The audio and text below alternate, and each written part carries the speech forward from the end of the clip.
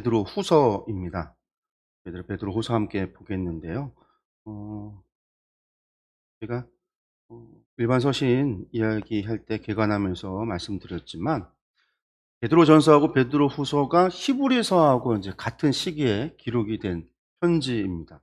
왜 그 시기라고 하는 게 네로 황제의 박해가 시작하는, 그러니까 이제 64년에 대화제 사건이 있고 흔히들 베드로가 66년에 순교를 했다라고 이야기를 하거든요.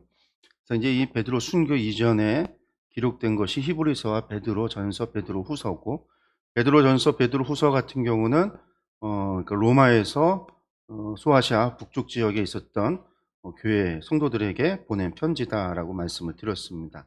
그래서 우리가 이제 기억해야 되는 게 무엇이냐면, 요때에 네로 황제의 박해가 있었으니까 이게 네로 황제의 박해하고 관계가 있을까? 우리가 이제 그렇게 생각할 수 있지만, 베드로 전서, 베드로 후서가 기록되어졌던 곳이 소아시아, 그러니까 아시아 지역의 북쪽 지방이었잖아요. 그 지역에 있었기 때문에 그곳에는 네로의 박해가 일어나지는 않고 있었어요. 그러니까 그곳에서 있었던 박해는 무엇이었냐면 로마의 지방 관리 및 지도층, 지도계층, 사회제도, 사회계층 가운데서 이루어졌던 박해다. 특별히 유대인들의 박해, 로마 지방 관리들의 박해, 이런 것들이 베드로전서, 베드로후서의 배경이 되는 겁니다. 근데 이제 베드로전서하고 베드로후서하고는 조금 달라요. 베드로전서에서는 교회가 당하고 있었던 그 어려움들, 사회 계층 구조, 사회 구조 안에서 이루어졌던 관리가 지방 장관에 의해서 주인의 종을, 남편이 아내를, 친지가 가족을 막 이렇게 예수님을 믿었다라는 이유만으로 박해를 하던 그 문제를 가지고 기록된 게 베드로전서였다고 한다면, 베드로후서는요, 이 지역에 이단의 문제들이 있었어요. 교회 안에 들어왔던 이단의 문제가. 그러니까 베드로전서는 교회 외부적으로 있었던 박해의 문제 때문에 기록이 됐다라고 한다면, 베드로후서는요, 교회 안에 있어지는 내적인 문제 때문에 기록을 했는데, 그 내적인 문제가 무엇이냐면 이단, 거짓 선생, 거짓 교사, 이 이단의 문제가 베드로후서, 이 아시아 북쪽 지방에 있었던 교회들 가운데 있었다라는 겁니다. 그리고 바울 서신 가운데 골로새서가 이단의 문제를 다루거든요. 골로새가 라는 도시 자체가 아주 이 그리스 지역의 사상, 철학, 사상이 모여들었던 곳이었기 때문에 이단의 문제가 있었어요. 그래서 우리가 골로새서 볼 때에 이단 문제를 잠깐 다루었고, 또 유대교회에 의한 이 사상 논쟁, 신학적인 문제로 일어났던 뭐 그런 것들에 대한 문제로 골로새서를 기록하면서 예수 그리스도의 우월하심에 대해서 이야기를 했는데, 베드로후서, 이 골로새서가 아시아 지역에 있었던 도시잖아요. 그러니까 베드로후서가 기록됐던 이 아시아 북쪽 지방에 있었던 아시아 본도, 가파도기아, 갈라디아, 비두니아, 이 지역이 이 비슷한 문제가, 이단의 문제가 있었다라고 하는 것들을 우리가 좀 기억을 하면서, 베드로후서가 그런 배경 속에서 기록되어졌구나라는 것을 기억을 하시면 좋을 것 같습니다. 우리 바로 들어가겠습니다. 오늘 베드로 후서입니다. 그러니까 페트루 에피스톨레 베타, 베드로의 서신 두 번째라고 하는데, 베드로 후서 자체에 내가 두 번째 편지를 쓴다라고 이야기를 하고 있어요. 내가 전에 쓴 거에 이어서 두 번째 쓴다. 그래서 이제 우리가 베드로의 서신, 두 번째 서신이다라고 해서 베드로 후서라고 이름을 짓고 있는 거죠. 기록자는요, 시몬 베드로, 이렇게 이야기를 하고 있습니다. 안드레 형제고 예수님의 제자다. 근거는 1장 1절을 증언하고 있고, 변화산, 예수님의 변화산 사건을 경험했었던 것을 고백을 하고 있어요. 변화산 사건을 경험했던 사람은 누구밖에 없어요? 베드로, 야고보, 요한밖에 없잖아요. 베드로가 그것에 대한, 내가 그것을 보고 내가 경험한 것을 너희에게 증언했다. 그래서 이제 베드로라고 이야기를 하는 거고요. 예수님의 죽음을 예고받았던 것도 경험하고 있고요. 당시 이제 초대 교부들, 오리겐이나 제롬들도 그것이 이제 베드로의 편지다라고 이야기를 합니다. 근데 여러분들 이제 이야기 제가 반복하는 거죠. 베드로가 글자를 알았을까요? 글자 몰랐단 말이에요. 글을. 예수님 제자들이요, 글을 아무도 몰랐어요. 신약성서 전체가 27권의 신약성서 전체가 헬라어로 기록이 되어졌는데, 당시 헬라어를 문자를 쓸 수 있었던 능력이 있었던 예수님의 제자는 한 명도 없었어요. 그리고 예수님은 어떤 말을 썼냐면 아람어를 썼고 히브리어를 쓰지 않고, 당시의 히브리어는 누구만 썼냐면 그 서기관들, 바리새인들, 그래서 교육을 받은 사람들, 그러니까 교육받은 사람들 중에서도 일부의 사람들만이 히브리어를 사용할 수 있었고 공용어로 쓴 게 아니에요. 문서를 쓰느라고 그러니까 이미 예수님 당시에 히브리어는 사장된 언어고 거의 사장된 거예요. 그러니까 책을 쓰고 책을 읽는 데만 쓰는 언어가 히브리어였고 그러면 이스라엘 사람들이 어떤 언어를 썼냐? 아람어를 썼어요. 이건 언제부터 그랬냐면 아수리아에서 북이스라엘 멸망당하고 바벨론에서 유다 멸망당하고 586년에 예루살렘 멸망당하고 포로된 뒤 이후에 거의 600년 이상을 아람어가 공용어였어요. 아람어를 썼단 말이에요. 아람어를 써도 괜찮았던 이유가 히브리어가 아람어하고 사촌어예요. 사촌어. 이 알파벳도 비슷했고 초기에 지금은 이제 완전히 달라졌지만 과거에는 알파벳도 비슷했고 읽고 말하는 것도 비슷한 마치 우리나라가 한자를 가져다가 쓰면서 우리가 한자의 음을 그대로 쓰기 때문에 동일한 이 문자를 그대로 쓰기도 하잖아요. 아람어가 그래서 이스라엘 사람들이 아람어를 썼어요. 예수님도 아람어를 썼고 예수님 당시에 이스라엘의 가난한 사람들은 다 아람어를 썼다라는 거예요. 그 히브리어, 헬라어는 누가 썼냐면 관리들. 왜냐면 모든 로마 제국 이후에 헬라 시대 이후로는 모든 그 공식 문서는 헬라어로 기록을 했어요. 정부 모든 문서를요. 그러니까 이제 성공하기 위해서 신분 상승을 위해서는요. 이 땅에 그 당시에 내가 조금이라도 좀 나으려면 헬라어를 공부를 했어야 되는 거예요. 그러니까 이제 당시에 사람들이 헬라어를 공부한 사람들은 헬라어 학교, 당시 그리스의 학교 같은 게 이스라엘에도 세워졌던 학교에 들어가서 헬라어를 배워서 그 헬라어를 가지고 세관도 하고 통관도 하고 관리도 하고 그렇게 로마에 부역을 하는 우리식으로 하면 친일파가 돼서 친로마파가 돼서 그렇게 살았던 사람들을 성경에서 뭐라고 하냐면 헤롯 땅이라고 하는 거예요. 헤롯 땅. 이 사람들이 이제 헬라어를 쓴 거예요. 예수님의 제자들이 헬라어 아무도 모른단 말이에요. 쓸 줄도 모르고 글자도 모르고 읽을 줄도 모르고 아람어만 이야기하는. 그러니까 성경을 누가 썼겠어요? 대피라는 거죠. 그러니까 베드로 전서를 실로아노가 대피를 했고 베드로 후서도 실로아노가 대피를 하는 거죠. 그러니까 베드로의 사상을 받아서 읽어준, 그러니까 말해준 것을 대피를 했고. 그래서 이제 베드로 후서가 기록자는 베드로지만 베드로가 직접 쓴 게 아니다라는 겁니다. 갈릴리에서 어부로 물고기 잡던 사람이 무슨 이런 유려한 문장을 써서 글을 이야기하겠어요. 글사를 쓰겠어요. 그러니까 우리가 말하는 거는 베드로의 이야기를 실로아노가 적었다. 근데 베드로 후서에는 실로아노가 썼다라는 말이 없어요. 전서에는 있는데. 그렇지만 전서와 함께 후서도 실로아노가 했을 것으로 추측을 하는 거죠. 수신자는요, 베드로 후서에는 그 지역적인 명칭이 나오질 않습니다. 1절 후반절에 보면은요, 우리의 믿음과 같은 귀한 믿음을 받은 이들에게 편지를 씁니다. 그러니까 우리와 같은 믿음을 가진 사람들에게 편지를 쓴다라는 거죠. 그 사람들이 누구냐? 3장 1절에 보니까 사랑하는 자들아 내가 이제 이 둘째 편지를 너희에게 쓰노니 둘째 편지라는 거예요.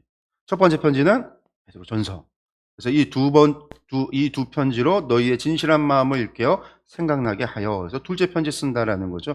그래서 이제 첫 번째 편지가 소아시아 북쪽 지방에 흩어졌던 유대인 기독교, 이방인 기독교인들이었고, 지역적으로는 본도, 갈라디아, 갑바도기아, 아시아와 비두니아의 교회라고 그랬습니다. 네. 지도상으로 보면은 뭐 지난번에도 저희들이 봤던 거니까요. 본도, 가장 북쪽에 있죠. 본도, 그리고 갈라디아, 그리고 갑바도기아, 아시아, 비두니아. 요게 이제 어디예요? 이게 베드로 전서의 수신자였어요. 수신자 베드로 전서. 근데 이제 베드로 후서가 내가 너희에게 편지를 썼고 내가 두 번째 편지를 쓴다 하니까 베드로 후서도의 수신자들도 이 지역일 것이다라고 우리가 추측을 하고 있는 겁니다. 배경을 보시면 64년에 사도 바울이 체포가 돼 2차 투옥이죠. 그리고 요 64년에 뭐가 있어요? 이탈리아 반도에서 그 박해가 시작이 돼요. 대화제 사건이 64년에 벌어지고 네로가 68년에 죽는데 자살을 하는데 68년까지 이 박해가 지속이 됩니다.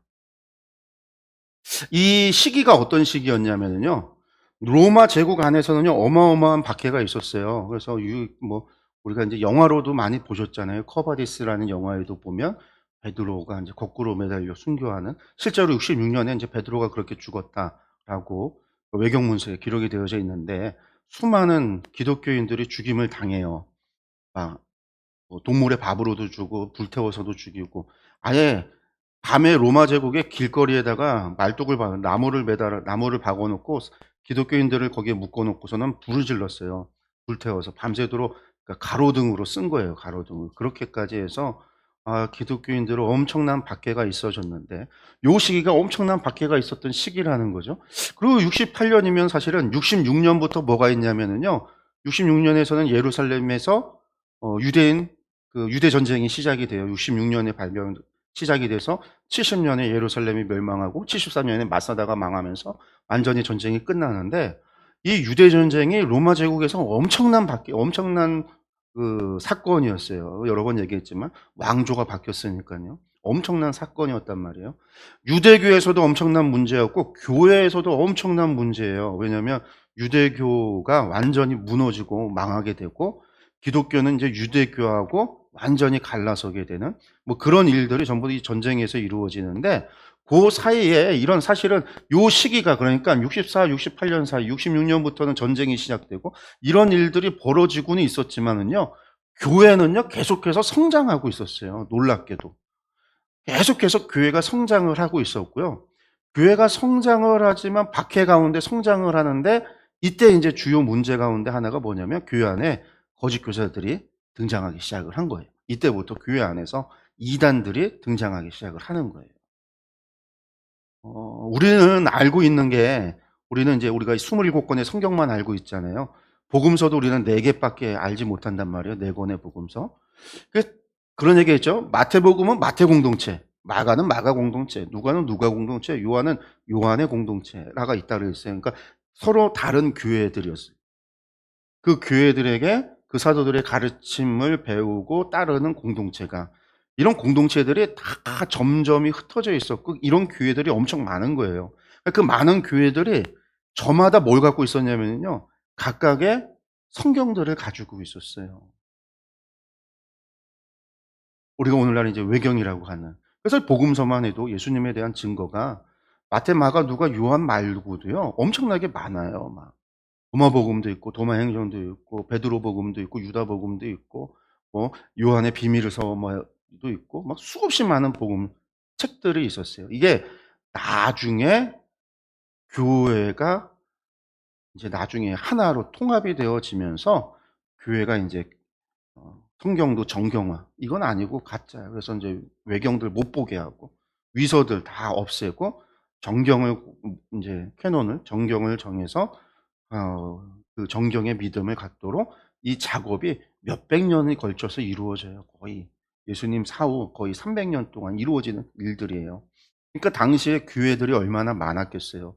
그리고 교회들의 가르침도 얼마나 가지각색이었겠어요. 바울처럼 가리키는 사람이 있는가 하면 또 다른 이야기를 하는 사람들도 있을 수 있다라는 거죠. 우리가 이제 신약 성경, 우리가 이제 남아 있는 게 베드로서 다음에 이제 요한 1, 2, 3, 4거든요. 여기 들어가서 보면은요, 이제 예수님의 신성을 부인한, 예수님의 성육신을 부인하면서 예수님을 믿는 사람들이 있는 거예요. 그러니까 이제 그런 가르침을 전하는 사람들이 있었다라는 거죠. 그러니까 이제 잘못된 가르침을 전하는, 이게 이런 사람들이 많이 나오는 거예요. 이게 이제 거짓 교사들 문제. 이게 이제 거짓 교사들, 이단의 문제, 이런 사람들에 대한 것들이 교회 안에서 이제 많이 나타나기 시작을 했다. 이제 이런 것들도 결국은 70년 이후부터 신가 이제 많이 나타나기 시작을 해요. 예루살렘 멸망 이후부터. 왜? 이때 이제 모교회가 사라지니까. 문제가 생기면은, 예루살렘 교회가 있을 때는 어땠어요? 바울도 예루살렘 교회 가서 뭐 했어요? 공의회, 회의를 열어서 우리 이방인들한테 어떻게 할 거냐, 율법 지키게 할 거냐 말 거냐, 이거 회의를 했잖아요. 그러니까 무슨 문제가 발생하면 모여서 회의를 해서 결정을 할 수 있는 예루살렘이라고 하는 모교회가 있었고, 예루살렘에 누가 있었어요? 예수님의 직계 동생인 야고보가 장로로 있었단 말이에요. 사도들도, 제자들도 있었고요. 근데 예루살렘이 멸망하면서 이게 다 없어진 거예요. 예수님의 야고보도 먼저 이미 순교당했고, 62년인가 그때 순교당해서 죽었고, 그 다음에 제자들이나 예루살렘 교회가 다 무너지고 난 다음에는 이거를 정리해서 회의를 하고 주제를 해서 이것이 시시비비를 가릴 수 있는 게 교회 안에 남아있질 않게 되는 거예요. 이게 이제 나중에 다시 이제 교회가 로마 안에서 로마 교회가 커가면서 이런 이제 지도 체제가 만들어지기 시작을 하면서 그 회의에 의해서 뭐 우리가 말하는 니케아 공의회나 뭐 이런 회의를 통해서 정경도 만들어지고 예수님에 대한 신성과 인성, 삼위일체에 대한 교리도 만들어지고 뭐 이런 것들을 결정하기 시작하는 거예요.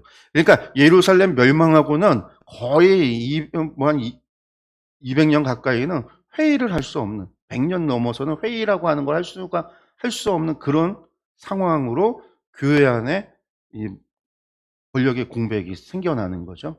그러니까 이제 우후죽순으로 수많은 사람들이 나와서 내가 믿는 예수님을 전하는 거예요, 막. 그러니까 이만희 같은 것도 나오고 안산홍 같은 것도 나오고 오늘날만 나오는 게 아니라 그때에도 이제 그런 사람들이 막 나오기 시작을 한 거죠. 그래서 거짓 교사 문제들이 많이 나타나기 시작했다라는 거 여러분 기억하셨으면 좋겠어요. 기록 연대를 보면요, 64년에서 66년 요때다. 그럼 이때가 딱 언제냐? 64년이 대화제 사건, 66년이 베드로가 순교, 바로 그때다라는 거.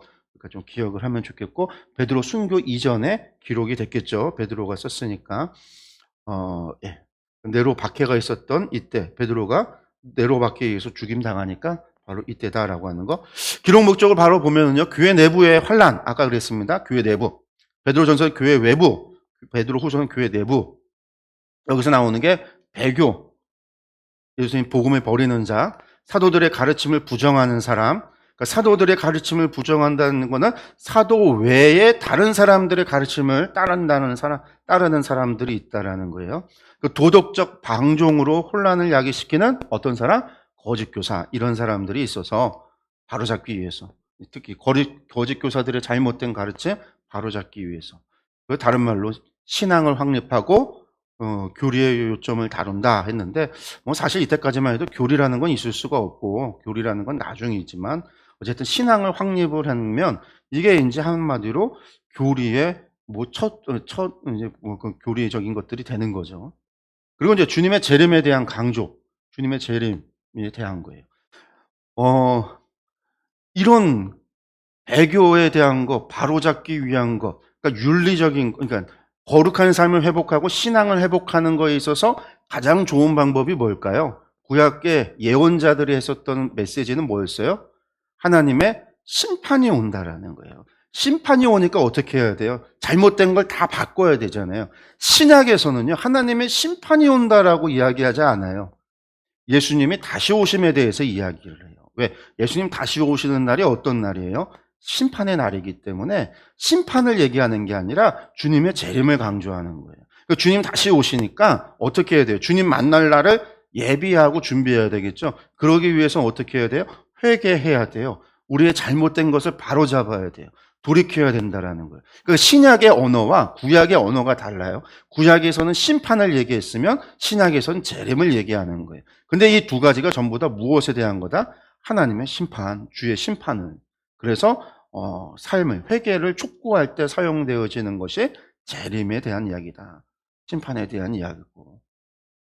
그래서 어떻게 하겠어요? 재림 가죠. 거룩한 성숙으로 성장을 주님 오실 때까지 거룩한 성장을 이루어 가야 되는 거죠. 주님 오실 때 주님 만나야 되는데 우리가 이것을 안 하면 어떻게 주님의 재림을, 주님 만난 그날에 우리가 어떻게 하늘나라 갈 수 있겠어요? 그러니까 거룩한 삶에 대한 성숙을 강조하는 거, 성장을 권면하는 거, 이게 베드로 후서의 이야기입니다. 전체 보기 보겠습니다. 전체 보기 보시면은요, 베드로후서가 짧아요. 3장밖에 되지 않습니다. 1장에서 3장까지고요. 1장, 2장, 3장으로 세 부분으로 우리가 나누어 생각할 수 있는데, 첫 번째 1장 부르심과 택하심을 굳게 잡아라. 2장은 거짓 선생들에 대해 정죄, 거짓 선생들을 이렇게 정죄받을 것이다 라고 이야기하는 거. 그 다음에 3장은요, 주의 재림에 대한 확신을 가져라. 이게 세 가지 이야기예요. 그러니까 우리 모두가 하나님 앞에 부르심을 받았고 택하심을 받았잖아요. 베드로 전서에서 이야기했잖아요. 우리는 모두 왕 같은 제사장으로 부름받았다고 그랬어요. 주의 나라 복음을 전파하기 위해서 우리가 부름을 받았다라고 베드로전서에서 이미 이야기했죠. 베드로후서를 시작하면서 전서에서 이야기했던, 전에 얘기했던 것을 통해서 다시 한번 이야기를 하고, 그리고 나서 너희 가운데 있는 거짓 선생들은 반드시 정죄받아서 멸할 거다, 심판받을 거다라고 한 다음에, 그 다음에 무슨 얘기예요? 거룩한 삶을 살아가라는 거예요. 그러기 위해서 주의 재림, 주님 다시 오시는 그날, 주님의 심판을, 믿음을 가지고 종말론적인 신앙을 가지고 거룩한 삶을 살아가라라는 거예요. 이게 이제 종말론적인 신앙이죠. 주님이 다시 오신다, 주님이 오셔서 심판하신다. 이게 이제 종말론적인 신앙이에요. 그래서 이 종말론적인 신앙이라는 게 미래적으로 이야기하면은 주님께서 언젠가 오실 것이다라는, 주님이 언제 오실 재림에 대한 거고, 이것을 현재적인 종말론으로 이야기하면 주님이 나를 언제든지 불러가시며 나의 죽음이 곧 나의 종말이다. 나의 시대의, 나의 시간의 종말은 나의 죽음이잖아요. 그리고 내가 주님 심판받는 것은 내가 죽음을 통해서 심판받지. 주님 다시 오시는 재림 때까지 우리가 살아갈 수도 있어요. 그렇지만 주님 재림 때까지 살지 못하고 내가 그 중간에 죽는다고 하면 나의 죽음이 곧 주님의 심판. 그래서 이게 이제 현재적인 종말이죠. 그래서 이제 종말이라는 건 언제나 미래적인 종말과 현재적인 종말의 두 가지 의미가 항상 같이 있다. 그래서 성경에서도, 신약 성경에서 이야기하는 모든 종말의 이야기는 언제나 미래적인 의미가 있지만 또 현재적인 의미가 있어요. 그래서 사실은 현재적인 의미가 더 강할 때가 많아요. 왜? 지금 문제를 이야기하기 때문에. 지금 너희가 네가 겪고 있는, 너희가 겪고 있고 어려운 그 상황 속에서 배교의 유혹 가운데에서 신앙을 버릴 그런 시험 가운데에서 주님 오시는 미래적인 것은요, 언제 올지 모른단 말이에요. 그런 상황에서 현재적인 것을 이야기할 수밖에 없고, 그래서 현재적인 종말을 훨씬 더 많은 의미를 담고 있는 경우가 많은 거죠. 그래서 이제 주님이 오신다라고 할 때, 주님 언제 오세요? 너희들 가운데 볼 사람도 있을 거다. 이스라엘 사람들, 그때 당시 주님의 제자들은 주님 금방 오시는 줄 알았어요. 한 10년 내에 오시는 줄 알았어요. 근데 10년 내에 안 오셨잖아요. 성경의 이야기는 어떻게 바꾸죠? 땅끝까지 복음이 전해져야 주님이 온다. 모든 민족에게 복음이 전해져야 온다. 종말의 주님의 오는 거를 사람들이 정말 하늘만 보고, 제자들이 하늘만 보고 있을 때 사도들이 뭘 했어요? 예수님의 이 말씀을 전해준 거예요. 야, 하늘만 보지 마. 우리가 땅끝까지 복음 전해야 주님 오시니까. 그러기 위해서 복음 전하는 사명으로, 종말을 사명으로 바꾸기도 한 거예요. 그러면서 사명으로 바꾸니까 땅끝까지 복음이 전해지기가 너무 힘들어. 그럼 주님 오실 때까지 시간이 많이 남았네? 이런 생각이 또 가질 수 있거든요. 그러니까 그 다음에는 뭐가 강조돼요? 현재적인 종말이 강조. 이게 같이 돌아가는 거예요. 사이클을 이루는 거예요. 어쨌든 이 베드로 후서가 이러한 문제를 가지고 기록이 되어졌다라고 하는 것들, 이렇게 3장으로 구성되어져 있다라는 것들을 기억을 하시면 되겠습니다. 우리 이제 들어가서 보겠습니다. 먼저 1장 1절에서 15절까지가 먼저 신성한 성품에 참여하라입니다. 신성한 성품에 참여하라. 말씀 보면요, 그의 신기한 능력으로 생명과 경건에 속한 모든 것을 우리에게 주셨으니 이는 자기의 영광과 덕으로서 우리를 부르신 이를 알므로 말미암음이라. 이로써 그 보배롭고 지극히 큰 약속을 우리에게 주사 이 약속으로 말미암아 너희가 정욕 때문에 세상에서 썩어질 것을 피하여 신성한 성품에 참여하는 자가 되게 하려 하셨느니라. 하나님께서 우리에게 이런 약속을 주시고 주님을 통해서 우리를 구원하신 이유가 무엇이냐? 주님을 통해서 십자가에서 달려 우리의 대속의 제물이 되게 하신 이유가 뭐냐? 한마디로 이 새 언약을 우리에게 주신 이유가 뭐냐? 다른 게 아니에요. 신성한 성품에 참여하는 자가, 신성한 성품이라는 게 뭐예요? 하나님의 거룩한 성품에 참여한다라는 이야기예요, 이야기가. 왜냐하면 당시 헬라 사람들은요, 신의 성품이 우리 가운데 있을 거라고 생각을 했어요. 이스라엘, 이 이방 사람들은요, 로마에 있었던 모든 사람들은 신의 성품이 우리 가운데 있다, 그렇게 생각을 했단 말이에요. 그러니까 베드로가 그들의 생각하는 언어를 가지고 이야기하는 거예요. 신성한 성품에 참여하는 자가 되라. 그러면 이거는 우리가 볼 때 이것은 도대체 무슨 말이냐? 하나님의 신성한 성품이라고 하는 거는 무엇이겠어요, 그게? 구약 성경 전체를 통해서 우리에게 이야기한 거. 그런데 구약의 하나님은 어떤 하나님이죠? 공의의 하나님, 의로우신 하나님, 거룩하신 하나님. 구약의 하나님은 거룩하신 하나님이에요. 그래서 내가 거룩하니 너희도 거룩하라. 신약의 하나님은 사랑의 하나님이죠. 구약의 하나님은 거룩을 이야기했고 신약에서는 사랑의 하나님을 이야기하는데, 그렇다고 해서 신약의 하나님이 사랑의 하나님만 있는 게 아니라 거룩의 하나님이기도 하셨단 말이에요. 그래서 복음서를 통해서 예수님께서 끊임없이 이야기하죠. 로마서에서도 봤죠. 하나님 우리에게 거룩을 요구하신다라는 거. 그래서 우리가 거룩해야 된다라는 거. 하나님의 성품에 참여하는 자가, 왜? 우리가 하나님이 거룩하기 때문에. 내가 거룩하니 너희도 거룩하라. 그래서 거룩함으로 하나님의 성품에 참여할 수 있도록 요구하셨다라는 거예요. 그러므로, 그래서 거룩한 백성이 되기 위해서 그러므로라는 거예요. 너희가 더욱 힘써 너희 믿음의 덕의 지식을, 지식의 절제를, 절제의 인내를, 인내의 경건을, 그리고 경건의 형제 우애를, 형제 우애 사랑을 더하라 라는 거예요. 하나님의 성품은 거룩, 그리고 이제 신약에서 사랑이 플러스 됐다고 그랬잖아요. 그래서 신약 성경에서는 하나님의 거룩을 뭘로 완성을 한 거예요? 하나님의 율법을 무엇으로 완성했어요? 사랑으로 완성했다. 거룩을 사랑으로 완성. 그래서 믿음으로 시작해서 어디까지 가라고요? 사랑까지 가라. 형제 우애의 사랑을 더해서 내 이웃을 내 몸과 같이 사랑하는 것이 율법의 완성이다라는 거죠. 그것이 경건의 완성이, 거룩을 이루는 것. 그래서 이게 베드로후서에서 5절에서 6절까지 이야기가 하나님의 신성한 성품에 참여하는 것이 이것이다라는 거죠. 그 다음에 이제 10절, 11절. 그러므로 형제들아 더욱 힘써 너희 부르심과 택하심을 굳게 하라. 너희가 이것을 행한즉 언제든지 실족하지 아니하리라. 이같이 하면 어떻게 한다고요? 우리 주고 구주 예수 그리스도의 영원한 나라에 들어감을 넉넉히 너희에게 주시리라. 여러분들, 하나님의 거룩한 성품에 참여해야 되고요. 참여하고 그것이 우리를 부르신 하나님의 뜻이 있다라는 거예요. 그래서 그 부르신, 그 택하심을 굳게 하고, 그리고 너희가 이것을 행하면, 그것을 행하면 하나님께서 우리를 부르신 목적에 맞춰서 우리가 살아가면, 이와 같이 하면 하나님 나라에 영원히 들어간다. 거죠. 결론은, 그러니까 하나님 나라에 들어가기 위해서는요, 하나님의 신성한 성품에 참여해야 되는 거예요. 내가 거룩하니 너희도 거룩하라라고 하신 말씀대로 우리가 거룩의 삶을 살아가야 돼요. 물론 우리가 행위로서 거룩을 이루는 건 아니죠. 예수님을 믿음으로 말미암아 우리가 의롭다함을 되는데, 믿음으로 의롭다함을 받았을 뿐만 아니라 그 믿음에서 시작해서 어떻게 해요? 이 믿음이 시작이라는 거예요. 그리스도를 믿는 믿음으로 의롭다함을 받은 그 시작에서 믿음의 덕의 지식을, 지식의 절제를, 절제의 인내를, 인내의 경건을, 경건의 사랑을 더하는 거. 이렇게 해야 하나님 나라 들어간다라는 거예요. 베드로의 이야기는. 여러분들, 우리가 주님을 믿는 거는 시작입니다.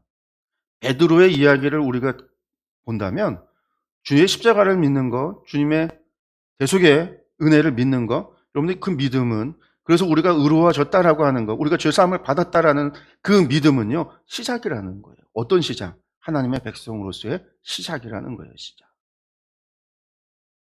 두 번째, 믿음의 근거가 뭐냐? 1장 16절에서 1장 21절에 증거가, 믿음의 근거가 뭐냐? 16절에서 19절에는 증언들과 예언, 그 다음에 20절, 21절은 예언의 해석인데, 16절, 19절입니다.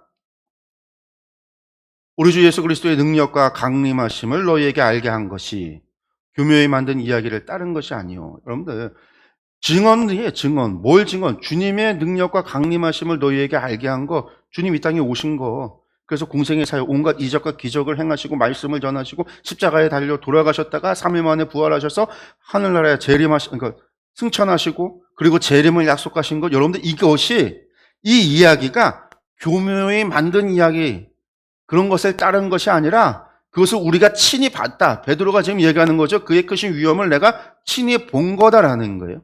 17절에 지극히 큰 영광 중에서 이러한 소리가 그에게 나기를 이는 내 사랑하는 아들이요 내 기뻐하는 자라 하실 때에, 이거 변화산 사건에서 하나님께서 예수님을 향하여 하셨던 말씀이에요. 그 변화산 사건을 내가 봤다. 하나님 아버지께 존귀와 영광을 받으셨던 바로 그때 내가 보았다라는 거죠. 여러분들, 이거를 세번역 성경을 보면요, 이게 이제 교묘에 만든 이야기를 따른 것이 아니요, 이거 세번역 성경을 보면 이렇게 만드는 거예요. 번역을 보면 이렇게 되어 있어요. 예수 그리스도의 권능과 재림을 알려드린 것은 교묘하게 꾸민 신화를 따라서 한 것이 아닙니다. 교묘하게 따라서 꾸민 신화를 따른 것이 아니다. 왜 그러냐면요, 당시에 예수님에 대한 증언과 이야기가 그리스 신화, 바벨론 신화, 주변에 있었던 신화들을 따라서 예수님을 영웅으로 만든 것이 아니냐라는 거예요. 일리아드 오디세이라고 하는 책에 보면, 그 책, 호머가 썼던 일리아드 오디세이 이야기를 보면은요, 그것과 복음서를 비교한 학자도 있어요. 봤더니 예수님의 복음서의 모든 기록이, 그 모든 이야기의 플롯이 일리아드 오디세이에 있는 플롯과 일치한다라는 거예요. 제자들이 예수님을 일리아드 오디세이에 나오는 영웅 신화를 가져다가 예수님을 그렇게 만들었다. 여러분들, 오늘날의 학자들 가운데 책을 보고서는 그렇게 이야기하는 사람들이 있어요. 그런데 당시 사람들, 이스라엘, 헬라 사람들은요, 일리아드 오디세이를 다 외워요. 다 아는 사람들이에요. 그 예수님의 이야기가 얼마나 익숙했겠어요. 그러니까 그들이 하는 얘기가 예수님에 대해서 그 신화를 따른 거 아니냐, 가짜 아니냐. 왜냐하면 예수님 부활하셨을 때도 예수님 부활하지 않았다라고 하는 소문이 돌았잖아요. 제자들이 시체를 훔쳐다가 예수님 부활했다고 거짓말하고 다닌다. 당시에 그런 소문이 있어서 복음서에 그 기록이 나오잖아요. 제사장이 하는 얘기가. 그러니까 이것이 다른 게 아니다. 신화, 창작한 것이 아니다. 거짓이 아니다라는 거예요. 우리가 본 것을 전한다라는 거죠. 그 다음에 예언과 해석 1장 20절 21절, 먼저 알 것은 성경의 모든 예언은 사설을 풀 것이 아니다. 그러면서 이제 사도 바울이 하는 얘기, 베드로가 하는 얘기예요. 성경의 모든 예언은 사설을 풀 것이 아니다. 예언은 언제든지 사람의 뜻으로 낸 것이 아니라 오직 성령의 감동하심을 받은 사람들이 하나님께 받아서 말한 것이니까. 그런데 여러분들, 여기서 우리가 봐야 되는 거죠. 여기서 베드로가 이야기하는 성경의 모든 예언은, 이거 말할 때 성경은 뭘까요? 여기서 말하는 성경의 예언은 어떤 걸 두고 하는 얘기일까요? 베드로전서가 지금, 베드로 후서가 기록된 게 64년에서 66년이라고 그랬어요. 여러분들 64년에서 66년이면은요, 아직 복음서도 기록되지 않았을 때예요. 신약 성경이 존재하지 않았어요. 바울의 편지만, 사도 바울의 편지만 교회들 가운데 있었지 복음서는 없었어요. 여러분들, 복음서가 기록되는 거, 문서가 기록되기 시작하는 건 대부분 예루살렘 멸망 이후에 기록이 되는 거예요. 사도들이 죽어나가니까 이제 전해줄 사람이 없잖아요. 예수님의 증언을 전해줄 사람이 없다 보니까 이 교회가 기록, 책으로 남겨서 이것을 전승하기 시작을 하는 거예요. 그게 다 예루살렘 멸망 이후의 일들이에요. 그럼 이 성경은 뭘까요? 이게 이제 번역은 우리가 성경으로 되어 있어요. 근데 이건 뭐냐면 당시에 미크라라는 거예요. 미크라. 비블리아도 아니에요. 그러니까 우리가 말하는 성경, 타낙이 아니에요. 타낙이 아니에요. 타낙이라고 하면, 구약 성경을 타낙이라고 한다고 그랬죠. 근데 구약 성경이 타낙이 되는 거는요, 90년 이후에요. 90년 이후에 구약 성경이 정경화가 되고 나서 타낙으로 이제 토라, 모세오경, 그리고 예언서, 그리고 느비림, 그리고 이제 카투비 해서 성문서, 여기서 타낙이 되는 거고, 그 전에는 성경을 다 미크라라고 했단 말이에요. 회당에서 읽혀지는 책들, 회당에서 읽는 책들이에요. 그 해당에서 읽은 책들이었으니까 그 책은 어떤 책들이에요? 전부 다 구약성경. 구약성경에 예언하니까 예언자들의 예언이 있잖아요. 그 예언자들의 예언을 함부로 풀어서는 안 된다. 사설을 풀지 마라. 니들 마음대로 풀지 마라. 이때 당시에 미크라에는 우리가 가지고 있는 39권 구약성경 외에 더 많은 성경이 있었어요. 히브리어 구약성경조차도. 그것도 나중에 정경화 과정 거치면서 39권만 정경화가 되는 거예요. 유대인들에 의해서.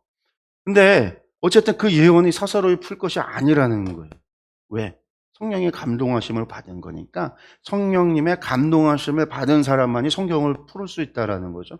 우리가 이제 그런 것들 가운데 어떤 게 있어요? 마태복음 같은 경우가 특히 구약 성경을 예언이 예수 그리스도 안에서 성취됐다라고 표현을 하죠.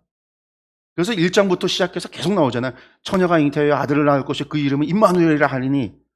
여러분들 이 이야기가 이사야의 예언이 성취가 된 거다. 동방박사 때문에 예수님께서 어디서 애굽으로 피난을 가요? 여러분들 애굽으로 피난 갔다가 나사렛으로 돌아오잖아요. 이것도 하나님의 말씀이 성취됐다. 모든 것이 하나님의 말씀이 성취됐다. 예언이 성취된 거다. 구약의 예언이 이렇게 이루어진 거다라고 이야기하면서 이사야서가 이루어지고 호세아서가 성취가 되고 미가서의 말씀이 성취가 되고 그것들이 성취됐다라고 마태복음이 이야기하고 있어요. 여러분들 우리는 그것 때문에 마태복음, 마태의 증언 때문에 그 복음 때문에 우리가 예언서에서 이사야서에서 말하는 처녀가 잉태하여 아들을 낳는다는 게 예수님에 대한 거였구나 우리가 얘기를 하는 거죠. 근데 사실은 이사야서에서 성취됐어요. 이사야가 예언했던 거는. 아하스 왕 때 저기 북이스라엘의 베가와 아람의 르비딤이 그러니까 르신이 북이스라엘을 쳐들어왔을 때 그때 했던 예언이에요. 처녀가 아들을 낳을 거니까 그것이 표적이 될 테니까 저것들 두려워하지 마라. 하나님께서 저것들은 죽일 거 다 벌하실 거다. 아하스한테 얘기를 했어요. 1년 뒤에 처녀가 애를 낳았어요. 그래서 1년 뒤에 르신이 죽어요. 베가가 죽임당해요. 북이스라엘을 쳐들어왔던 유다를 쳐들어왔던 북이스라엘과 아람이 멸망. 그러니까 1년 뒤에 그냥 저 아수르에 의해서 망한단 말이에요. 아람은 멸망했고 북이스라엘은 아수르의 속국이 돼 버렸고.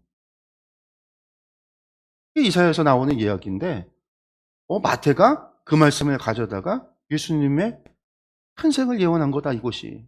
예수님 안에서 이루어진 거다라고 얘기를 했단 말이에요. 그래서 지금도 사실은 유대 사람들은 이사야서의 그 예언을 메시아 예언으로 생각하지 않아요. 아하스 시대 때 이루어진 거지. 근데 마태가 그렇게 복음서에서 증언하고 있어요. 어떻게 마태가 그럴 수 있었는가? 마태가 그렇게 해석을 한 거예요. 성령의 감동으로 마태가 그렇게 증언을 한 거죠. 성경이라고 하는 게 예언이라는 게 그렇다라는 거예요. 그래서 구약의 예언을 우리가 마음대로 풀이해야 할 것이 아니라 성령의 감동으로. 특별히 구약의 말씀은 우리가 신약에서 풀이되어진 것들이 있으면 신약의 말씀 그대로 받아들이면 돼요. 그런데 여기서 중요한 거는 하나님의 성경이 그래서 사실은 예언뿐만 아니라 성경은 성령의 감동하심으로 받은 거니까 마음대로 풀어서는 안 된다라는 거. 근데 왜 이런 얘기를 하냐면요. 거짓 선지자들이 있기 때문에, 거짓 교사들이 있기 때문에, 그 사람들이 사사로이 풀기 때문에. 사사로이 푼다라는 걸 다른 말로 이야기하면 어떤 걸까요? 내 마음대로 푼다라는 거예요. 뒤에서 이야기하지만 베드로는 뭐라고 얘기했냐면 이것들이 돈 때문에 거짓. 이것이 거짓 교사들이 하는 짓이 돈 벌려고 돈 때문에 그런 이단, 교서를 한다라고 이야기를 해요.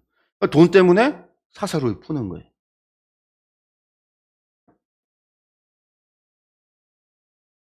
하나님의 말씀을 하나님의 전해주셨던 그 뜻과 하나님의 뜻대로 우리가 성경을 본다라는 것은 다른 게 아니에요.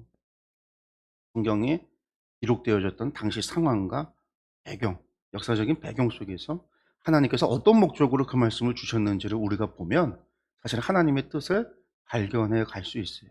물론 그 안에서 우리가 하나님께 기도하며 하나님의 성령의 인도하심을 따라야 되겠죠. 메시지가 분명히 있을 테니까. 그거 없이 무조건 내 마음대로. 그래서 이제 제가 성경이라고 하는 것은 뭐라고 얘기해줘요? 자꾸만 역사 안에서 봐야 된다. 성경 역사 안에서. 그리고 이게 개신교의 전통이에요. 루터가 종교개혁을 하면서 성경을 어떻게 봐야 되는가? 역사적으로 봐야 된다. 대신에 성경을 내 맘대로 보는, 상징적으로 막 내가 생각해서 그냥 내 맘대로 해석하는 거. 사실은 그게 카톨릭의 번역이에요. 카톨릭의 해석이에요. 카톨릭. 그래서 루터가 종교개혁을 했던 거고. 여러분들 좀 신기하게 성경을 해석한다. 여러분들 신기하게 성경을 해석하는 사람 99%가 사기꾼입니다. 그런 거에 속지 마세요. 성경은 신기한 이야기가 아니에요. 그 당시에 아무 글자도 모르고 교육도 받지 못한 무식한 사람들도 듣고 알았던 이야기.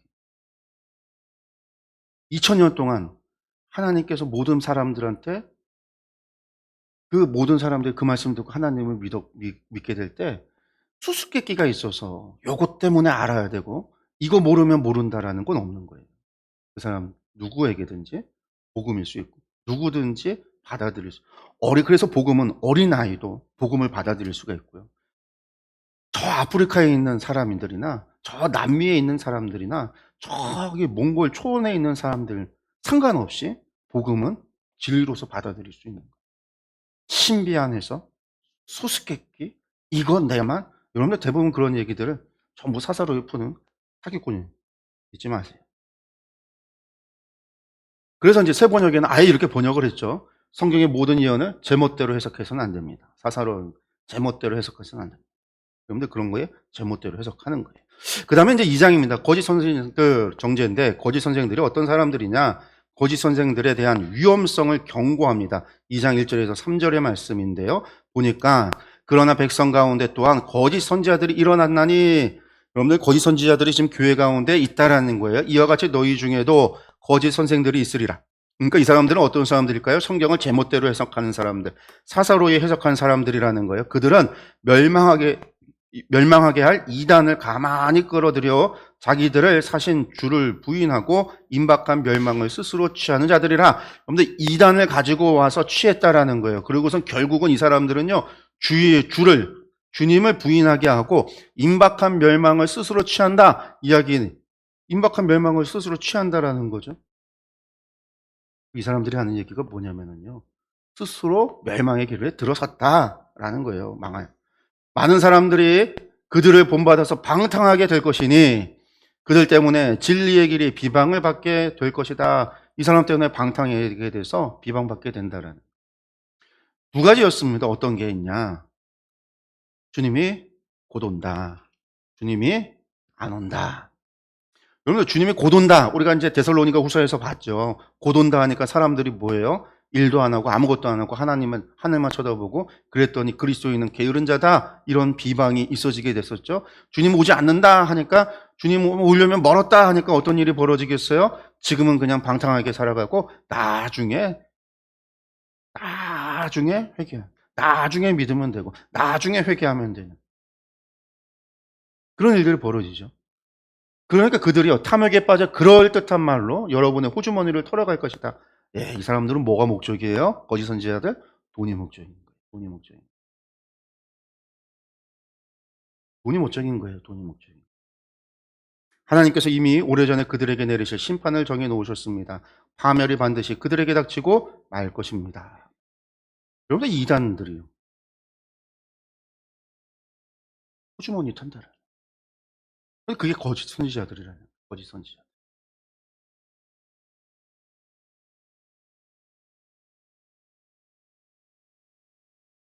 제가 부흥회 싫어한다고 말씀드렸었죠. 부흥회 다 싫어하는 게 아니에요. 정말 좋은 강사님, 좋은 목사님들.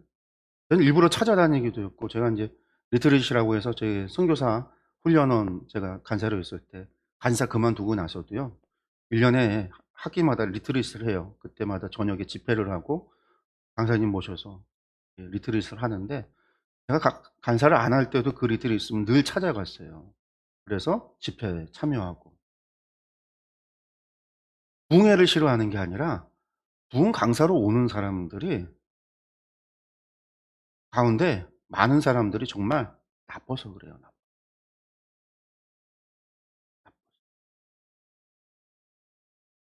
목적이 잘못됐어요. 목적이. 여러분들 교회가 건축할 때 부르는 강사가 있어요. 우리 한국에 부흥 강사 리스트 가운데 이 사람들은 교회 건축할 때 불러야 되는 사람들. 목사님 자리가 위험할 때 불러야 되는 강사들. 목사님 사례비 올릴 때 불러야 되는 강사들. 여러분들 강사들의 리스트가 있다고요. 목적에 맞게 부르죠. 그 사람들 한 번 하고 가면 목사님 내년도 연봉이 오르고 자동차가 바뀌고 교회 건축할 때 강제로 막 하게 작정 헌금하게 하고 리스트가 있어요.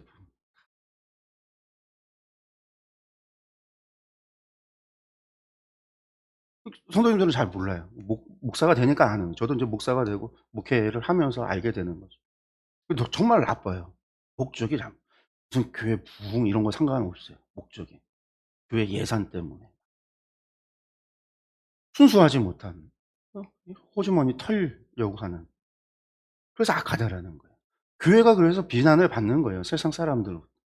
세상 사람들이 모르지 않아요. 교회 교인들 가운데 모르지 않아요. 이단이 또 그걸 노려요. 그래서 교회를 비판하고, 그리고 이단이 사람들을 빼가는 거죠. 그렇다고 해서 이단은 다르냐? 아니요. 이단들도 호주머니 털려고. 충주에 지금 신천지는 난리예요. 지금 시골에는요, 매일같이 다녀요. 막 교회도 와요. 교회 와서 목사들한테 찾아와요. 다르지 않아요. 호주머니 털. 이런 이단의 문제가 우리만이 아니라 지금 초대교회부터 있었다라는 거예요. 초대교회부터. 얼마나 놀라운 일이에요. 근데 그때부터 있었다라는 거예요. 교회 안에. 그러니까 이것이 오늘날만 아니에요. 그럼 오늘날 다 그러냐? 그렇지 않아요.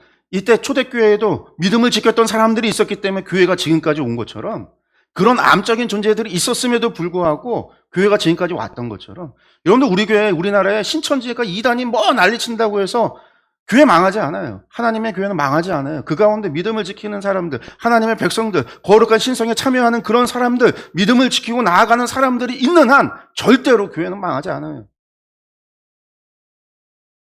2000년 전에도 그런 존재는 있었고요. 지금도 있어요. 앞으로 몇십 년, 몇백 년이 지나도요, 그런 존재는 그대로 있어요. 그러면 그 가운데서 우리는 뭘 해야 돼요? 분별할 수 있으면 돼요. 우리의 신앙을 분별할 수 있으면 돼요. 그리고 그래야 되겠죠. 그러고 나서 이제 거짓 선지자들의, 아까 거짓 선지자들을 어떻게 하나님이 징계하신다 그랬죠? 그 징계한 거를 갖다가 설명을 합니다. 이 거짓 선지자들에 대한 경고. 이 사람들이 어떻게 죽었는가? 이 말씀이에요. 말씀 보면요, 하나님이 범죄한 천사들을 용서하지 아니하시고 지옥에 던져 어두운 구덩이에 두어 심판 때까지 지키게 하셨으며, 천사들이 범죄했을 때 그랬다라는 거예요. 옛 세상을 용서하지 아니하시고 오직 의를 전파하는 노아와 그 7 식구를 보존하고 경건하지 아니한 자들은 전부 다 세상에 홍수로 내리셨다. 소돔과 고모라 성을 멸하기로 정하여 죄가 되게 하사 후세에 경건하지 아니할 자들에게 본을 삼았다. 심판이 없다라고 하는 사람들한테 하나님 심판이 있다라는 거죠. 천사 구덩이에 눕고서는 그들을 위해서 다시는 돌아오게 하지 않았다라는 거예요. 용서하지 않았다라는 거예요. 노아 식구들 제외하면 하나님께서 홍수로 다 심판했다라는 거예요. 소돔과 고모라 불로다가 심판했다라는 거예요. 무법한 자들의 음란한 행실로 말미암아 고통당하는 의로운 롯을 건지셨다. 소돔과 고모라에서 롯만 건지고 다 죽여 하나님 심판했다라는 거죠. 이는 이 의인이 그들 중에 거하여 날마다 저 불법한 행실을 보고 들음으로 그 의로운 심령이 상함이라. 의로운 사람들이 불의한 사람들을 보고 그 마음에 심령이 상하고 상처받을, 그래서 하나님이 다 벌하셨다라는 거예요. 주께서 경건한 자는 시험에서 건지실 줄 아시고 불의한 자는 형벌 아래에 두어 심판날까지 지키시며, 특별히 육체를 따라서 특별히 정욕 가운데서 행하며 주관하는 일을 멸시하는 자들에게는 형벌할 줄 아시느니라. 하나님 심판하시는 걸 알아라. 이들은 당돌하고 자긍하며 떨지 않고 영광 있는 자들을 비방하거니와 더 큰 힘과 능력을 가진 천사들도 주 앞에서는 그들을 거슬러 비방하고 고발을 하지 아니하느니라. 하나님께서 결국 그들을 심판날까지 두시고 반드시 심판하신다라는 이야기죠. 그들이 바른 길을 떠나 미혹되어 부올의 아들 발람의 길을 따르는도다. 거짓 선지자. 발람이 거짓 선지자였잖아요. 그가 왜 거짓 선지자였어요? 그가 무엇을 추구했기 때문에? 돈을 추구했잖아요. 우리 민수기 하면서 이야기했죠. 그가 돈 때문에 움직였다고요. 불의의 삭슬 사랑하다가 그 길로 간 거예요. 거짓 선지자들이 지금 누구요? 우리의 주머니 털려고 한다고요. 돈을 목적으로 하고 있다고요. 자기의 불법으로 말미암아 책망을 받되 말하지 못하는 나귀가 사람의 소리로 말해요. 이 선지자의 미친 행동을 저지하였다라는 거죠. 그렇지만 이 사람들은 물 없는 샘이고 광풍에 밀려가는 안개니 사라져버리는 거죠. 그들을 위하여 캄캄한 어둠이 예비. 이런 거짓 선지자들에게는 이런 것들이 예비되어졌을 뿐이다. 그들이 허탕한 자랑의 말을 토하여 그릇되게 행하는 사람들에게 겨우 피한 자들을 음란으로서 육체의 정욕 중에 유혹하는도다. 그들에게 자유를 준다 해도 자신들은 멸망의 종들이니 누구든지 진 자는 이긴 자의 종이 됨이라. 맞아요. 이 사람들은요, 결국 멸망의 종들일 뿐이에요. 그들은 멸망의 종, 해하여 진 자, 멸망의 종이에요. 배교자들에게 경고합니다. 사람들이 우리의 주님이시며 구주이신 예수 그리스도를 알므로 세상에 더러운 것들에서 벗어났다가 다시 거기에 말려들어서 벗어나서 복음 받아들였다가 다시금 말려드는 배교가 돼서 정복당하면 그런 사람들의 형편은 마지막에 더 나빠질 거다. 더 나빠진다. 의의 길을 알고서도, 복음 들어서 알면서도 자기들이 받은 거룩한 계명을 저버리면 차라리 그 길을 알지 못하는 편이 더 좋았을 것이다. 그래서 뭐라고요? 다음과 같은 속담이 그들에게 사실로 들어맞게 될 거다. 어떤 속담이요? 개는 자기가 토한 것을 도로먹는다. 그리고 돼지는 몸을 씻고 나서 다시 진창에 뒹군다. 배교한 사람이 개 같고 돼지 같다라는. 개 같고 돼지. 엄청난, 이건 속담이, 이 속담이요. 유대인들에게 돼지는 부정한 동물이잖아요. 부정한 것이 더 부정한 것이 뒤돌면요. 엄청난 저주예요. 엄청난 욕이에요.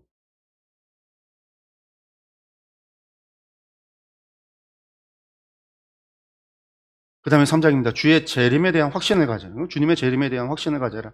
왜요? 이 사람들이 주님 재림이 오지 않는다고 하니까 방탕한 삶을 주장했거든요. 당시 그리스 철학 가운데 스토아파, 에피쿠로스 학파 이런 학파들이 있었어요.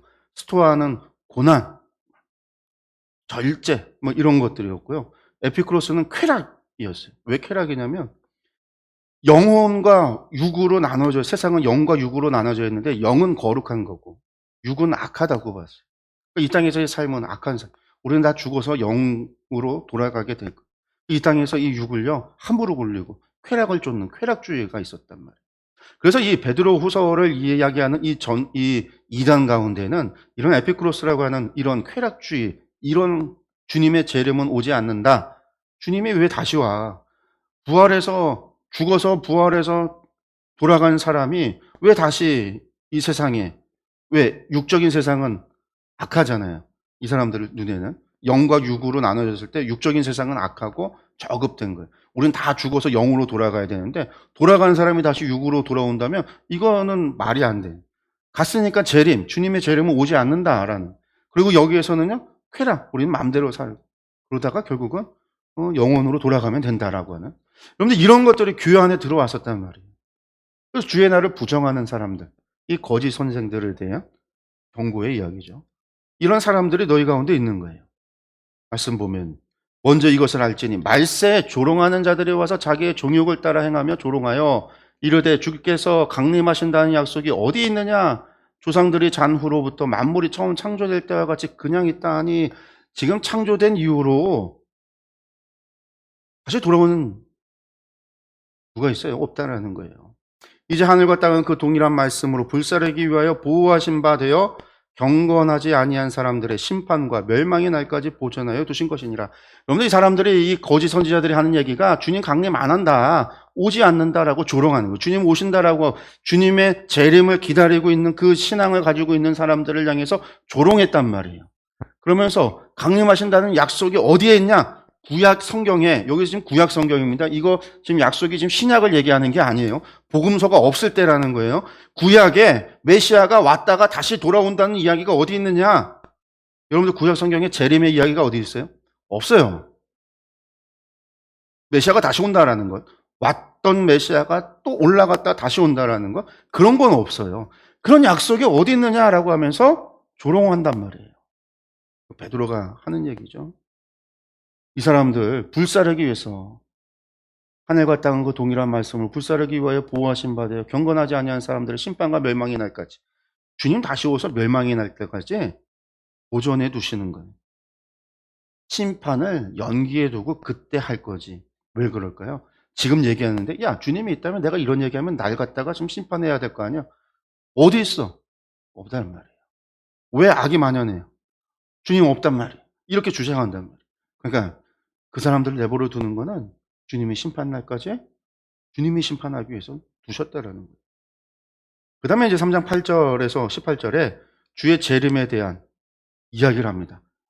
약속이 없는데 주님 오신다라는 거 이야기합니다. 확실성. 8절에서 13절인데 사랑하는 자들아 주께는 하루가 천년 같고 천년이 하루 같다는 이 한 가지를 잊지 마라.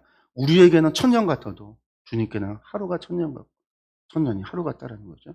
주의 약속은 어떤 이들이 더디다고 생각하는 것 같이 더딘 것이 아니라 오직 주께서는 너희를 대하여 오래 참으서 아무도 멸망하지 아니하고 다 회개하게 이르기를 원하신다. 중요한 겁니다. 우리는 더디 온다라고 생각하죠. 하박국 선지자도 왜 하나님 내가 두고 보겠습니다. 그랬단 말이에요. 하박국 선지자의 예언이 뭐였어요? 유대인들이 타락해요. 하나님 왜 유대인들이 타락합니까? 이것들 심판해 주셔요. 이 나라를 망치는 것들을 심판해 주세요. 그랬더니 하나님께서 그래 내가 갈대아 사람을 불러서 유대인들을 심판할 거야. 그러니 하박국 선지자가 하나님 어떻게 갈대아 사람 우상 숭배하는 사람들인데 유대인들이 우리가 잘못했다고 해도 어떻게 우상 숭배하는 자들을 들여다 우리를 심판합니까? 하나님 그래서 누가 하나님 믿겠어요? 하나님 백성 되겠어요? 그리고선 성루에 올라가서 하나님 앞에 따졌단 말이에요. 그때 하나님께서 보여주신 게 뭐였죠? 역사의 수레바퀴 하나님께 돌이킨다. 역사의 수레바퀴 하나님. 사람이 생각하기에는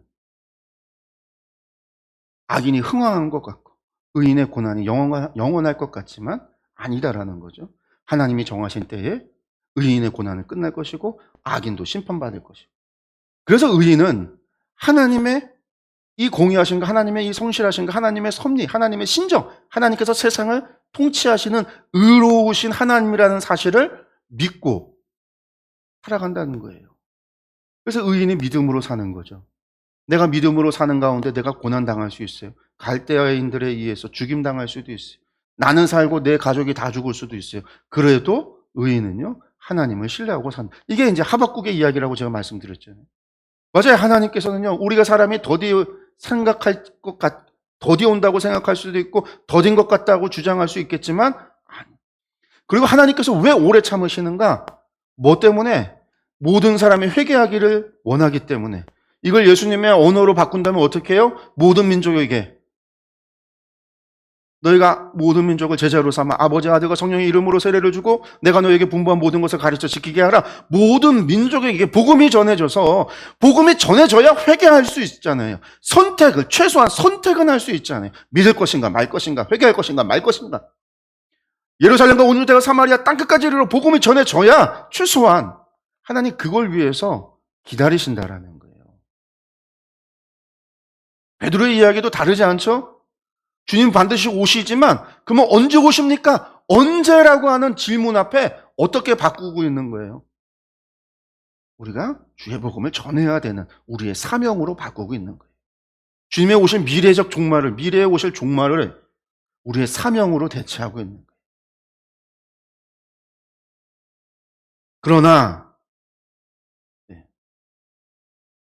그러나 주의 날이 도둑같이 오리니 그날에는 하늘이 큰 소리로 떠나가고 물질이 뜨거운 불에 풀어지고 땅과 그 중에 있는 모든 일이 드러나리로다. 그러면 주의 날이 그렇지만 반드시 오는.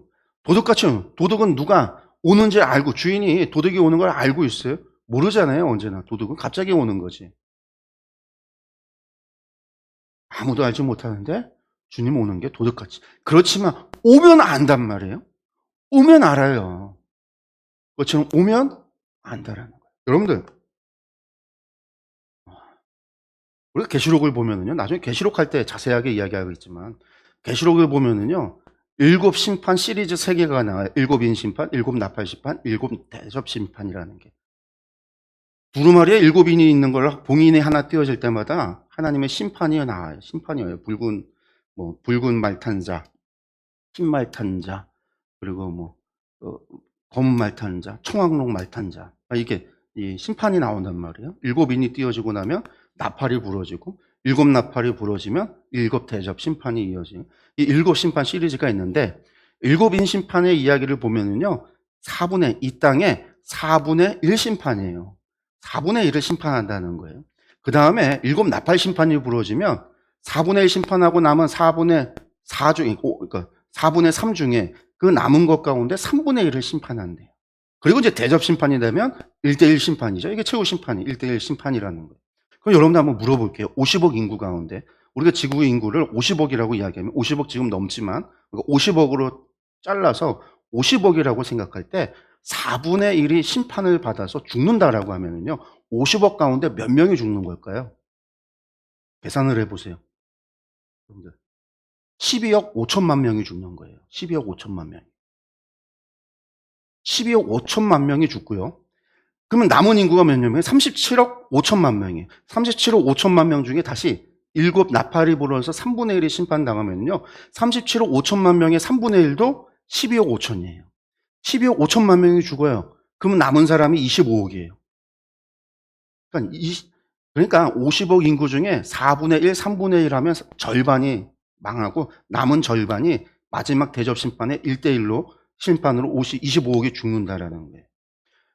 그런데 이 3분의 1 심판 12억 5천만 명이 죽으면 어떤 일이 일어나야 12억 5천만 명이 죽을까요? 상상 가세요?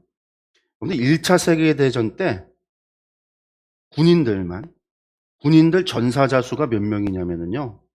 930만 1551명이에요. 930만. 1000만 명, 약 1000만 명이. 부상당한 사람이 2314만 명 정도.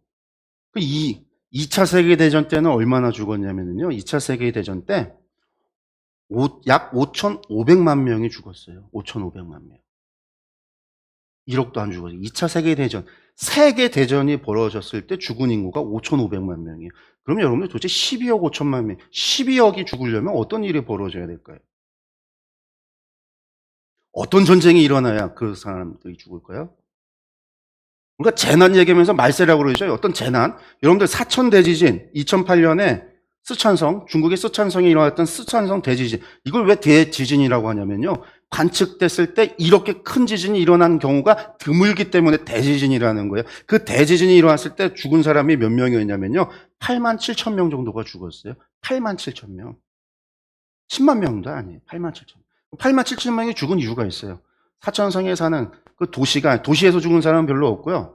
다 산에 있는 사람들이 있는데 산에 있는 집들이 목조주택이 아니에요. 그냥 돌멩이, 뭐 철골도 아니고 그냥 돌멩이 쌓은 집이니까 흔드니까 다 무너진 거예요. 그래서 많이 죽은 거죠.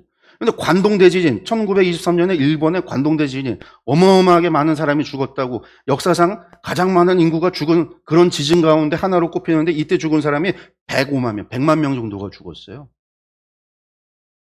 옛날 집이니까 옛날 일본 집들이 그냥 다 무너진 거예요. 요즘은 지진이 나도 이렇게 많이 안 죽어요. 왜냐면 다 철골이라 완전히 폭삭 무너지질 않으니까. 대지진이 일어나야 몇 명 죽었다고요? 10만 명. 많이 죽은 게 10만 명. 12억 명이 죽으려면 어떤 지진이 벌어져야 될까요? 12억 명이 죽으려면. 어떤 화산 폭발과 어떤 지진이 일어나야 12억 명이 죽을 수 있고, 12억 명이 죽으려면 중국이라는 나라가 싹 없어져야 돼. 도대체 어떤, 세계대전이 벌어져도 100만 명 정도가 죽었어요. 아니, 5,500만 명 죽었어요. 그런 일이 벌어지는 게 인심판이 이루어지면서 이루어지는 거예요. 그러면 사람들이 알 수 있을까요? 없을까요? 안다고요? 모를 수가 없어요. 여러분들 흑사병, 유럽에 흑사병이 와서 많은 사람들이 죽었어요. 흑사병으로 말미암아. 그 흑사병도 거의 300년 동안 이루어졌던 흑사병에 의해서 죽은 인구인데 그 죽은 인구 해봐야 1억도 안 돼요. 얼마 되지도 않아요. 도대체 어떤 역병이 일어나는데 우리가 이제 팬데믹 하는데 어떤 전염병이 이루어지고 어떤 전쟁이 발생하고 어떤 대지진이 일어나야 12억 명이 그게 1차예요. 7인 심판에 첫 번째부터 네 번째 인이 띄워지는 거. 그 첫 번째에서 네 번째 이루어지는 이 심판이 전쟁과 기근과 전염병이거든요. 도대체 어떤 전쟁이, 어떤 기근이, 어떤 정도의 전염병이 돌아야 12억 명이 죽을까? 50억 인구 가운데. 어마어마한 거죠. 우리가 이제 핵미세, 핵전쟁 정도가 벌어져야 그 정도 이루어지지 않을까 추측을 하는 겁니다.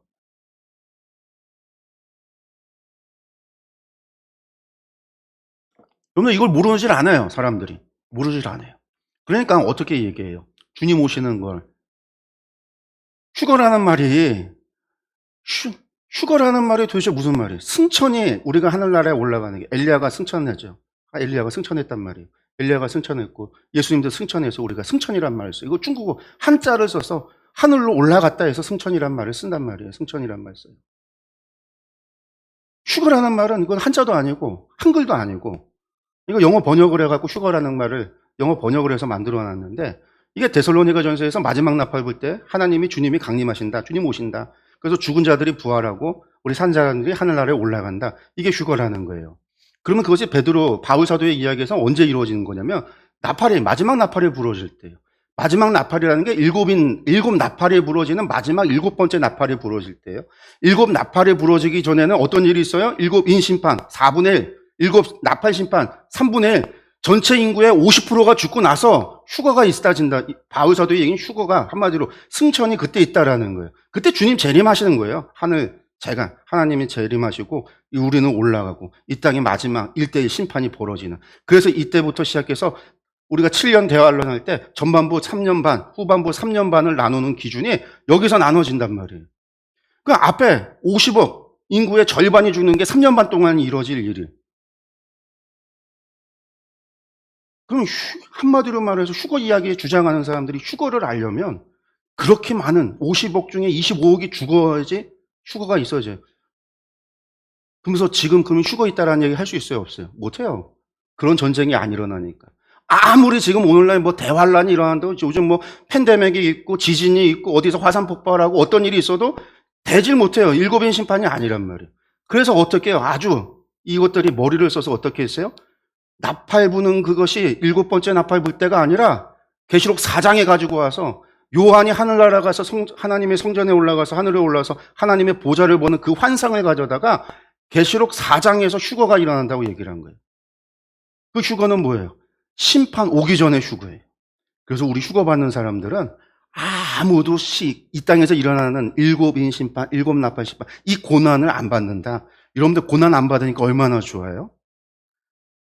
그렇게 교묘하게 바꿔놓고 그때 일어난다는 거예요. 그러니까 요즘 조금만 뭔가가 세상이 좀 어수선하기 시작하면 이야기하는 거죠. 빨리 재산 다 팔고 다 가지고 와. 빨리 다 가져와. 우리 회개해야 돼. 주님 오실 휴거를 대비해야 돼. 전쟁이 안 일어나도요. 요 뒤에 전쟁이 일어날 거니까. 7인 심판 12억이 죽을 거니까. 우리는 그 죽음을 그 끔찍한 전쟁 보지 말아야 되니까 보기 전에 우리는 휴거에서 올라가야 되니까. 여러분들 이게 휴거예요. 이게 휴거. 휴거라는 건 승천이 아니에요. 7인 심판 오기 전에 환란 오기 전에 온다라는 거. 그때 우리 다 하늘나라 올라간다라고 이야기하는 게 휴거예요. 그러니까 승천을 얘기하는 게 아니에요. 7번째 나팔 불어서 일어나는 거는 그때 이루어져요. 바울 사도 이야기했잖아요. 계시록에도 그때 있어져요. 그래서 7나팔 불고 나서 어린 양의 혼인잔치가 있어지는 거예요. 근데 이게 얼마나 좋아요. 휴거를 그 앞에 갖다 놓으니까. 그래서 이거 이야기하는 사람들이 전부 다 누구예요? 이단들이 이야기를 하는 거죠. 왜? 돈 벌기 좋거든요. 돈 벌기 좋단 말이에요. 헌금 내라는 거예요. 집 다 팔라는 거예요. 다 오라는 거예요. 이거 이단들 안산홍이나 신천지도 이야기 안 해요. 이야기 안 해요. 근데 이게 때가 있어요. 다미 선교에서 한번 그 얘기하고 넘어갔죠. 이게 한 10년 단위로 나와요. 10년 단위로. 요즘 또 나와요. 요즘 또 유튜브에 또 올라와서 이야기하는 무슨 미국에 있는 무슨 다니엘 목사라고 하는 어떤 목사가 또 그 얘기를 해요. 완전 사기꾼. 내용을 보면 사기꾼. 책을 써서 기독교 서점에 그 책도 막 돌고 있어요. 가서 확인을 다 했어요. 완전 사기꾼. 옛날에 다미 선교에서 이야기했던 거 그대로 똑같이 돈을 목적으로 하는 거예요. 주님 도둑같이 오지만 다 알아요. 다. 주님 우리에게 요구하시는 것이 주님 오신 때를 알면은 거기서 회개하고가 아니라 회개하고는요 그 전에 이미 우리가 회개의 삶을 정결한 거룩한 삶을 살아야 되는 거고 주님 오실 때의 회개가 아니라 주님 오실 때 마지막 순간까지도요 이거 지나면 다 죽게 됐는데 그 죽을 사람들 붙잡고서 영혼 구원해야죠. 복음 전해야죠. 하나님께로 이끌어야죠. 이게 정상인 거예요. 주님 분명히 오세요. 주님 분명히 오세요. 아무도 몰라요. 그렇지만 모든 사도들은요 아무도 모른다고 했어요. 근데 그날을 하늘 쳐다보고 기다리는 게 아니라 복음 전하라는 거예요. 주님 오늘 그 순간까지도 일하라는 거예요. 일하라는 거. 주의 복음을 전하라고요. 회개의 삶은 시작이라.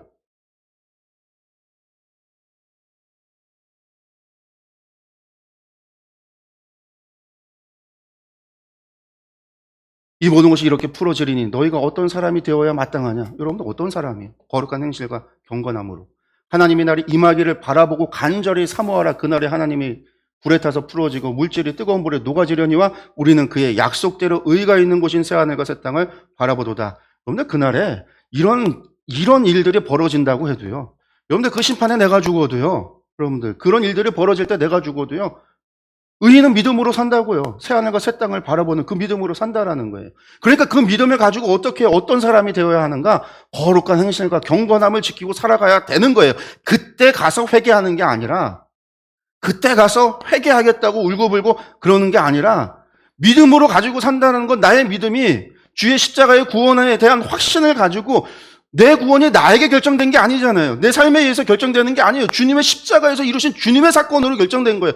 주님이 피 흘려서 내가 구원받는 것이지 내가 구원받는 게 아니에요. 내가 무엇을 해서. 주님이 십자가에서 피 흘려서 내가 구원받는 거예요.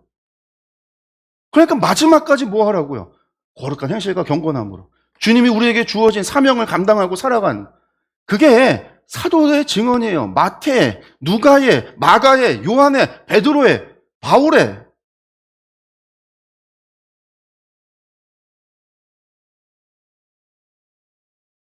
마지막 결론입니다. 그러므로 사랑하는 자들아 너희가 이것을 미리 알았은즉 무법한 자들의 미혹에 이끌려 너희가 굳센 데서 떨어질까 삼가라. 미혹에 이끌려서 너희의 굳센 데서 떨어질까. 오직 우리 주 곧 구주 예수 그리스도의 은혜와 그를 아는 지식에서 자라가라. 영광이 이제와 영원한 날까지 그에게 있을지어다. 네, 여러분들 우리도 믿음을 지키고요 마지막까지 살아가는 거예요. 그 믿음 가운데